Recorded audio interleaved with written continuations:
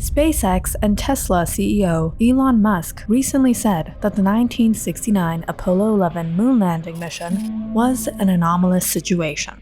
Why do you think we haven't been back to the moon?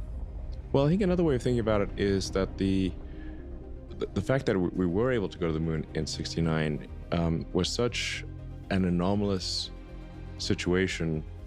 It was like reaching into the future and bringing the technology forward that normally wouldn't be there. The landings, which saw Neil Armstrong become the first human to step on the lunar surface, Like, that was not the natural pace of technology development. So what was Elon trying to say? Was the 1969 Apollo 11 moon landing a hoax? What really happened on July 20th, 1969? Stick around to find out, and don't forget to like and subscribe. On July 20th, 1969, American astronauts Neil Armstrong and Edwin Buzz Aldrin became the first humans ever to land on the moon. About 6.5 hours later, Armstrong became the first person to walk on the moon. As he took his first step, Armstrong famously said, "It's one small step for man, one giant leap for mankind." The Apollo 11 mission occurred 8 years after President John F. Kennedy announced a national goal of landing a man on the moon by the end of the 1960s on May 25, 1961.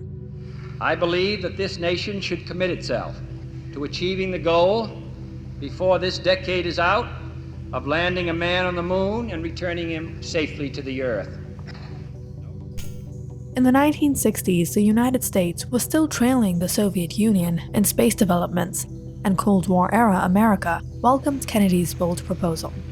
We choose to go to the moon in this decade and do the other things, not because they are easy, but because they are hard. In 1966, after 5 years of work by an international team of scientists and engineers, the National Aeronautics and Space Administration, NASA, conducted the first unmanned Apollo mission, testing the structural integrity of the proposed launch vehicle and spacecraft combination. Then, on January 27, 1967, tragedy struck at Kennedy Space Center in Cape Canaveral, Florida, when a fire broke out during a manned launch pad test of the Apollo spacecraft and Saturn rocket. 3 astronauts lost their lives in the fire. Despite the setback, NASA and its thousands of employees forged ahead. And in October 1968, Apollo 7, the first manned Apollo mission, orbited Earth and successfully tested many of the sophisticated systems needed to conduct a moon journey and landing. In December of the same year, Apollo 8 took 3 astronauts to the far side of the moon and back. And in March 1969, Apollo 9 tested the lunar module for the first time while in Earth orbit. That May, the 3 astronauts of Apollo 10 took the first complete Apollo spacecraft around the moon in a dry run for the scheduled July landing mission. At 9:32 a.m. on July 16th, with the world watching, Apollo 11 took off from Kennedy Space Center with astronauts Neil Armstrong, Buzz Aldrin, and Michael Collins. Armstrong, a 38-year-old civilian research pilot, was the commander of the mission. After traveling 240,000 miles in 76 hours, Apollo 11 entered into a lunar orbit on July 19. The next day, at 1:46 p.m., the lunar module Eagle, manned by Armstrong and Aldrin, separated from the command module where Collins remained. 2 hours later, the Eagle began its descent to the lunar surface. And at 4:17 p.m., the craft touched down on the southwestern edge of the Sea of Tranquility. Armstrong immediately radioed to Mission Control in Houston, Texas, a now famous message: The Eagle has landed. At 10:39 p.m., 5 hours ahead of the original schedule, Armstrong opened the hatch of the lunar module. As he made his way down the module's ladder, a television camera attached to the craft recorded his progress and beamed the signal back to Earth, where hundreds of millions watched in great anticipation. At 10:56 p.m., as Armstrong stepped off of the ladder and planted his foot on the moon's powdery surface, he spoke his famous quote. Aldrin joined him on the moon's surface 19 minutes later, and together they took photographs of the terrain, planted a US flag, ran a few simple scientific tests, and spoke with President Richard Nixon. By 1:11 a.m. on July 21st, both astronauts were back in the lunar module and the hatch was closed. The two men slept that night on the surface of the moon, and at 1:54 p.m., the Eagle began its ascent back to the command module. Among the items left on the surface of the moon was a plaque that read, "Here men from the planet Earth first set foot on the moon, July 1969. We came in peace for all mankind." At 5:35 p.m., Armstrong and Aldrin successfully docked and rejoined Collins. And at 12:56 a.m. on July 22nd, Apollo 11 began its journey home, safely splashing down in the Pacific Ocean at 12:50 p.m. on July 24th.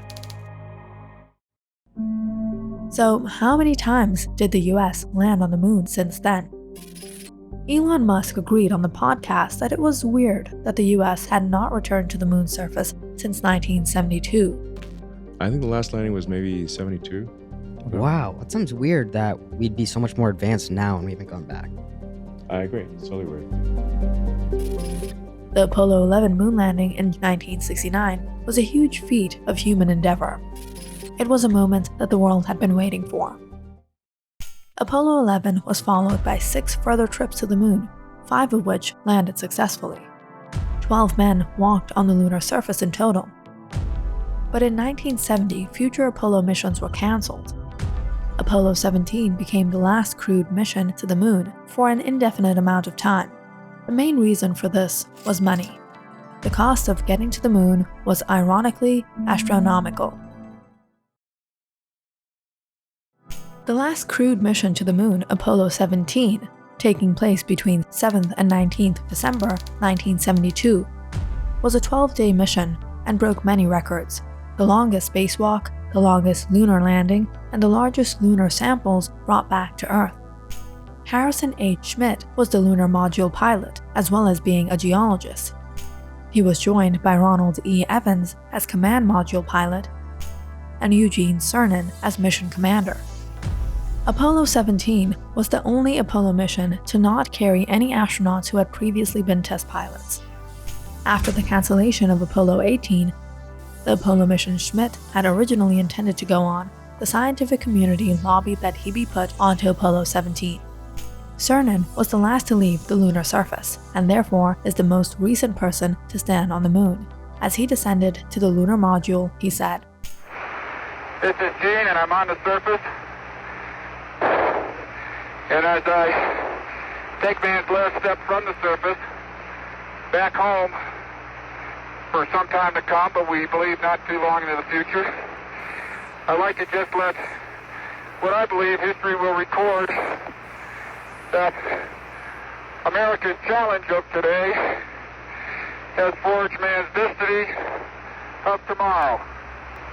And as we leave the moon in Taurus literal, we leave as we came, and God willing, as we shall return,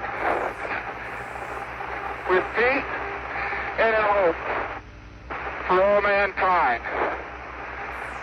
Godspeed the crew of Apollo 17. Although we haven't put a human on the lunar surface since the 1970s, there are now regular crewed missions to space. Skylab, 1973 to 1974. Skylab was the first NASA-managed and operated space station. It had a workshop, an observatory, and carried out hundreds of experiments. Developments and further use of Skylab was delayed due to problems developing the space shuttle. Eventually, the orbital decay of Skylab couldn't be stopped. Space Shuttle, 1981 to 2011. The first reusable spacecraft, NASA's Space Shuttle, enabled satellites to be launched and returned to Earth. The crew spacecraft allowed NASA to travel to recover damaged satellites, fix them, and send them back into space. The Space Shuttle was also instrumental in the development of the ISS. Mir Space Station, 1986 to 2001. Mir was a Russian space station that was in operation from 1969 until 2001 and was the first continuously inhabited research station in orbit. Many experiments were carried out on the space station, and its success would become the blueprint for the current International Space Station. International Space Station, 1988 to present.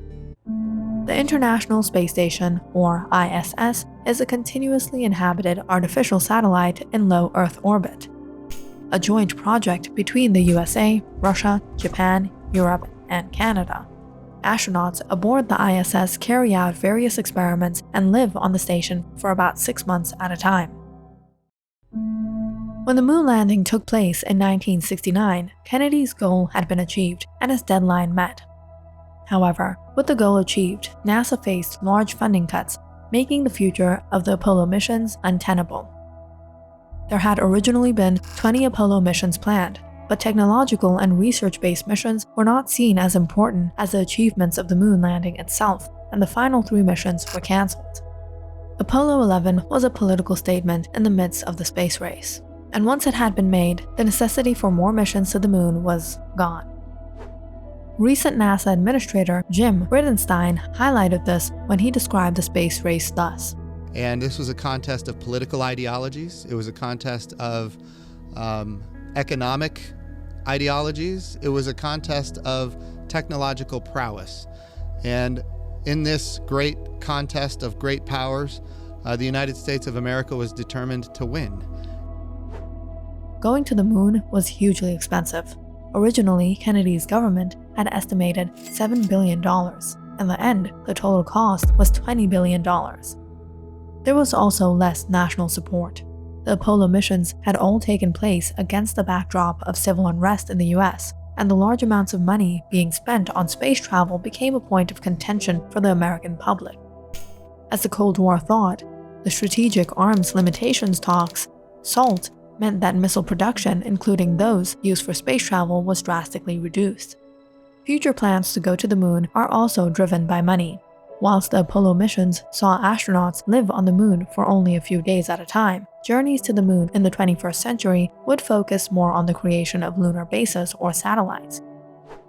Bridenstine describes how the future of lunar travel is about a sustained presence on the moon. This time when we go to the moon, we're going to stay. That's what we're looking to do. NASA's Artemis program aims to return to the moon by 2024 and set up a sustained human presence that would allow us to regularly visit our celestial neighbor. And recently, Elon Musk himself said, No, we'll go to the moon. We have SpaceX has a NASA contract to take astronauts to the moon. Adding that SpaceX's Starship is gigantic compared to anything that's been done before. It's capable of putting 100 tons of payload on the moon, so a lot. You could build a moon base for Starship.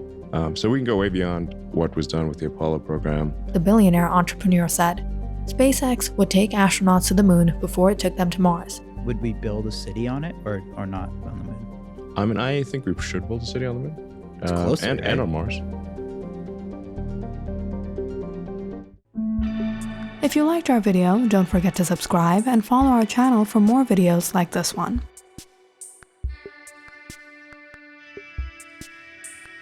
Hippity hoppity, hippity hoppity, hippity hopping over hill and dale.